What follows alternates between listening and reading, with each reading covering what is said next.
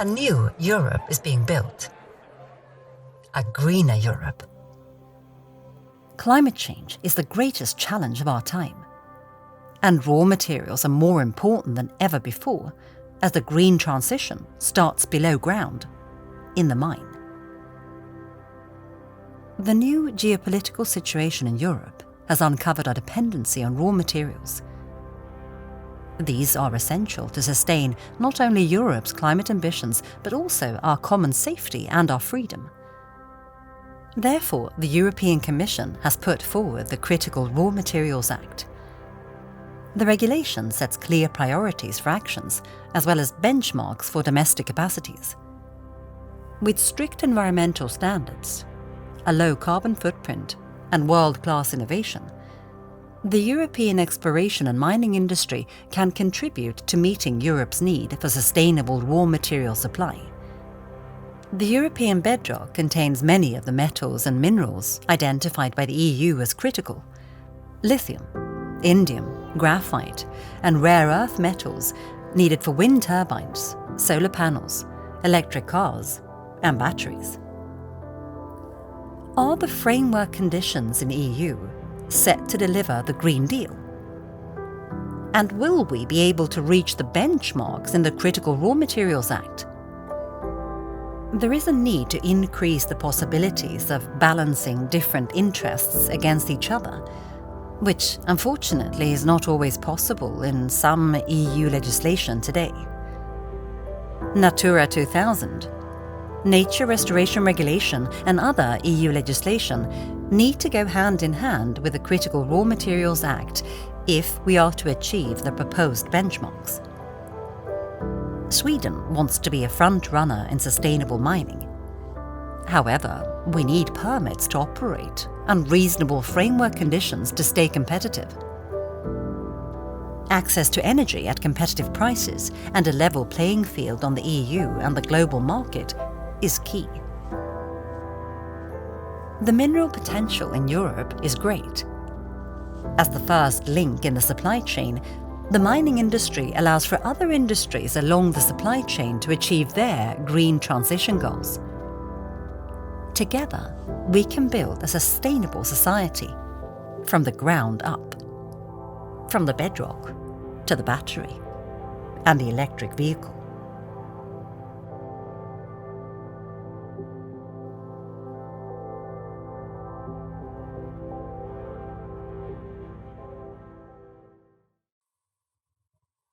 Good morning, everyone, and welcome to this breakfast seminar on how to secure a sustainable raw material supply here in Europe.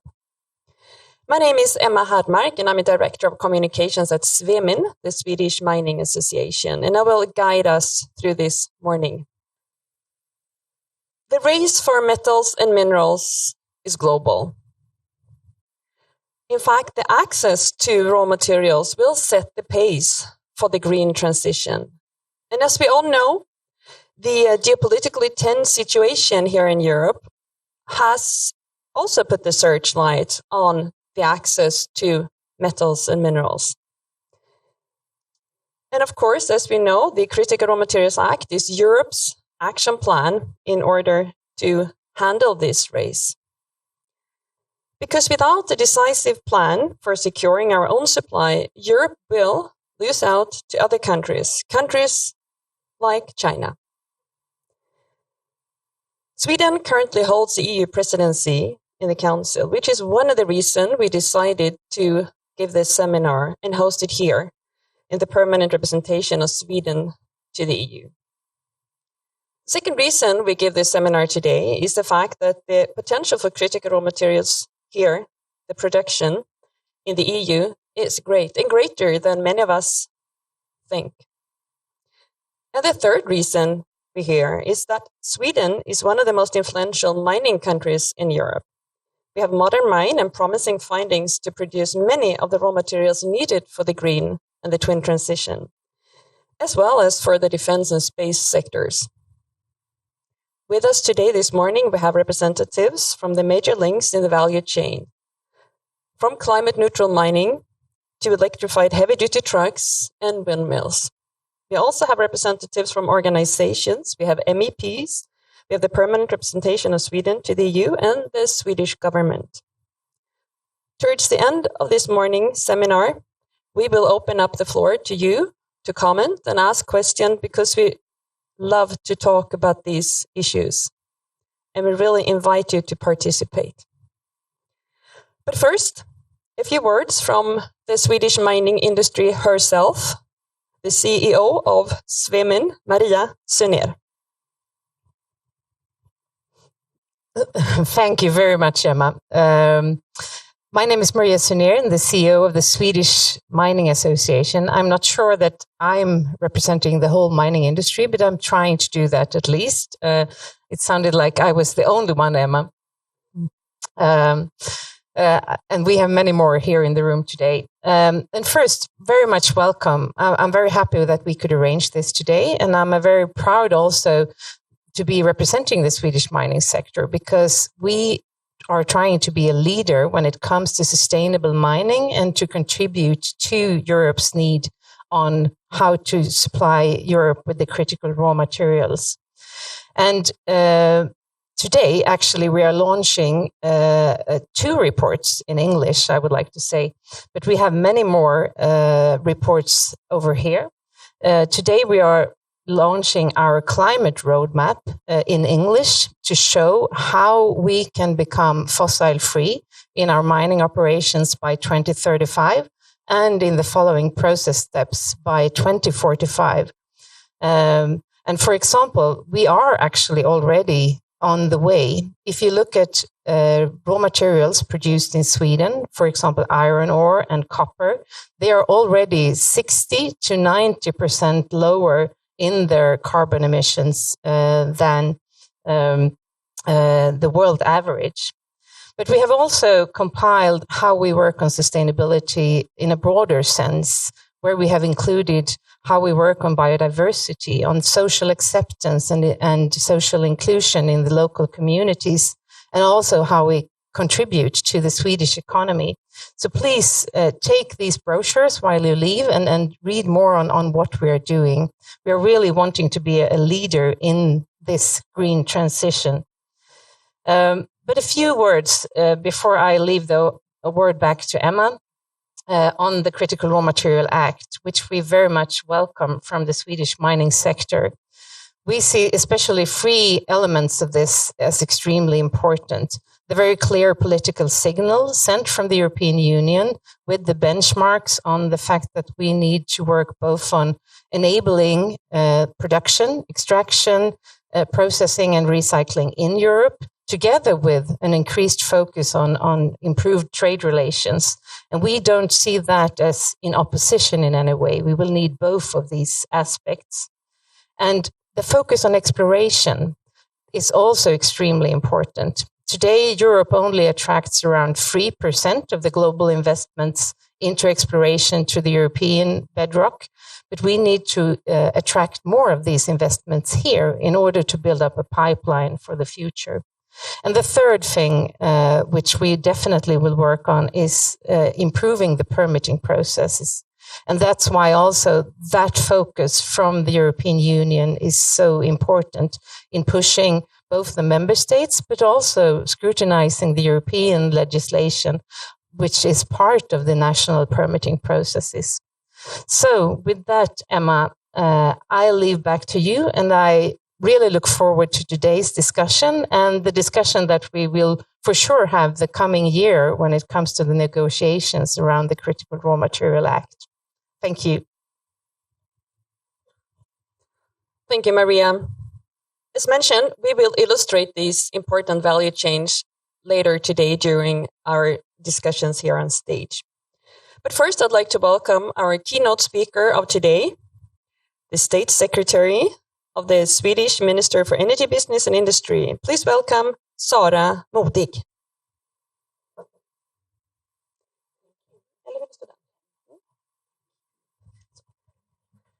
Thank you so much. Ladies and gentlemen, dear participants, first of all, I would like to thank Svemin for arranging today's event on how to secure a sustainable and resilient supply of raw materials in the EU. We're all familiar with the background. The EU has embarked on a journey towards climate neutrality by 2050. The technologies needed to reach our ambitious target contains raw materials, and the demand of these raw materials is expected to increase drastically in the coming years. Just to give you an example, the demand for rare earth metals, which are used in, for example, wind turbines, electric vehicles, will increase by 6 to 7 times by 2050. Securing access to raw materials is therefore essential if we are to succeed with the green transition and become a leader in the production of net zero technologies. However, the EU is today heavily import dependent on a few third countries, not at least China and the Democratic Republic of Congo. Let's look at the numbers again. Around 70% of all cobalt, which is used for instance batteries, is extracted from Congo. 97% of the EU magnesium supply comes from China. And 100% of the rare earth elements used in permanent magnets are refined in China. While consuming approximately 25% of the global supply of metals, the EU only produces around 3%. Many of these countries that the EU is dependent on do not live up to the same high environmental and social standards as we do within the EU. Fortunately, many of the raw materials needed for the green transition exist in Europe. In Sweden, we have a long tradition of mining, stretching back more than 1,000 years. Today, Sweden accounts for 93% of all iron ore produced in Europe, and around 30% of all the lead and zinc. During the Commission's visit to Kiruna, to the north of Sweden, the mining company LKAB also announced that they have found the largest known deposit of rare earth metals elements in our part of the world. We have the raw materials, and we are able to mine these sustainably. To do so, the industry would benefit from faster, more efficient permitting processes, without compromising with our high environmental standards. Lengthy and unpredictable permitting processes are currently the biggest bottleneck for the mining industry in Sweden and in the rest of Europe. I'm therefore glad that the Commission has addressed this issue in the European Critical Raw Material Act.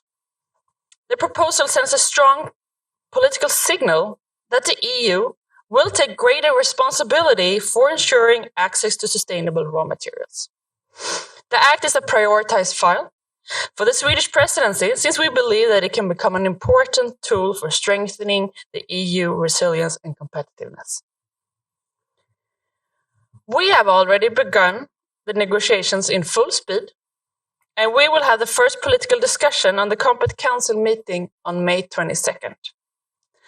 As presidency, we will work for a balanced regulation that ensures access to both primary and secondary raw materials through increased EU production, resource efficiency, circularity, and diversified global trade, because we will need it all.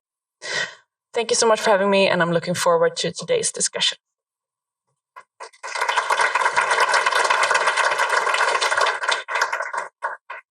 Thank you. Thank you. We all know that, as we heard, that the Critical Raw Materials Act is a priority for the Swedish presidency, and the government has expressed the desire to streamline permitting processes and make them more predictable. Do you think this act will put more pressure on member states in general to do so, even for projects that are not considered to be, so to speak, only strategic projects? Well, I would hope so. I know that the Act only covers some of the raw materials, but I do think it sends a clear signal that efficient permitting processes are a good thing, and that it's a key source to gain more investment. So I think that having this signal doing to some projects, I think it will spill over and then make it easier for other projects as well.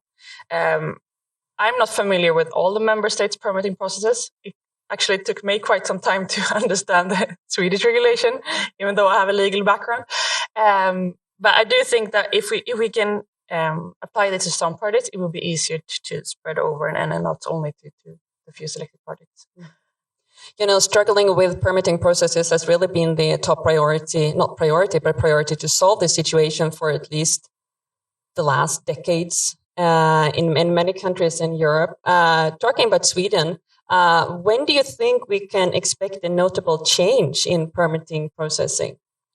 I wish I could say next month or this year, but we all know that it takes some time. And of course, that it depends on how fast will this negotiations about this act be and what will be the final results. But I do think that I really like to stress that this is super important and we need to get these permitting processes changed as soon as possible. And that's also what I hear from the industry talking to them. Yeah, we've been repeating this message relentlessly the last couple of decades. So finally, what message would you like to share with today's audience here and others who follow all these raw materials issues? Well, a secure and sustainable supply of raw materials is essential for almost all the supply chains. So that is also for the way to EU to be competitive. So we really welcome this act, and it's a priority for the Swedish presidency, as I mentioned.